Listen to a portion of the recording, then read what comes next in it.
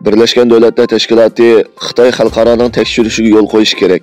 Birleşken Devletler Teşkilatı Xitoyni bu davlatdagi kishilik huquq depsanchilik to'g'risidagi ayblashlarini bartaraf qilishga va mustaqil xalqaro mutaxassislarning tekshirishiga yo'l qo'yishga chaqirdi. BDT mutaxassislari yozgan yozma bayonotida BDT mutaxassislarining 2017-yildan boshlab Sharq Turkistonda Uyg'urlar va boshqa musulmonlarga qaratilgan kishilik huquqi daxli ta'ruz qilish masalasiga qarata o'zlarining andisini Xitoy hukumatiga yetkazganlik o'tirib qo'yilgan.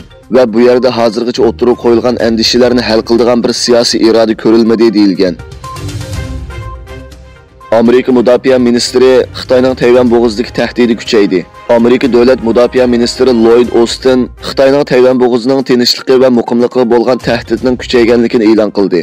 Austin Singapurda o'tkazilgan Shangrilar dialog munbirida Amerikaning Hindi-Tinch okean strategiyasini sharhlab, o'z davlatining rayondagi do'stona va ittifoqdosh davlatlarini qo'llab, ularning bexatarligiga va egilik huquqini qo'g'dashga kafolatlik qilganligini jakarladi. Rossiya bilan Xitoyni tutashtiradigan tunji tashyo'l ko'rigi ochildi. Rossiya bilan Xitoyni Amur daryosi orqali tutashtiradigan va ikki davlatning iqtisodiy munosabatini yaxshilaydi deb qaralgan tunji tashyo'l ko'rigi ochildi. Rossiyaning muavin bosh ministri Yuriy Trontev ichilish marosimida bugungi parchalanib ketgan dunyoda Rossiya bilan Xitoy o'rtasidagi Bilagovenshinsk xexiy ko'rigi alohida simvollik ahamiyatga ega. Bu ko'rik Rossiya bilan Xitoy xalqlarini tutashtiradigan yana bir do'stlik liniyasiga aylanadi dedi. Shimoliy Koreya qurollarini davomli taraqqiy qildirdi.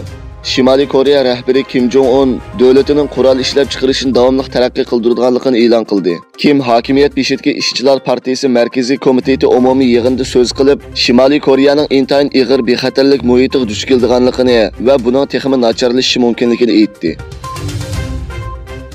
Meksika chegarasidan Amerikaga bormoqchi bo'lgan yangi ko'chmanlar to'pi yo'lga chiqdi. Taxminan 15 ming kishilik yangi ko'chman karvoni Meksikaning Guatemalar chegarasidan yo'lga chiqib, Amerika chegarasiga yurish qilish harakatini boshladi. Yevropa parlamenti majburiy emgak mahsulotlarini import qilishni cheklash qarorini ma'qulladi.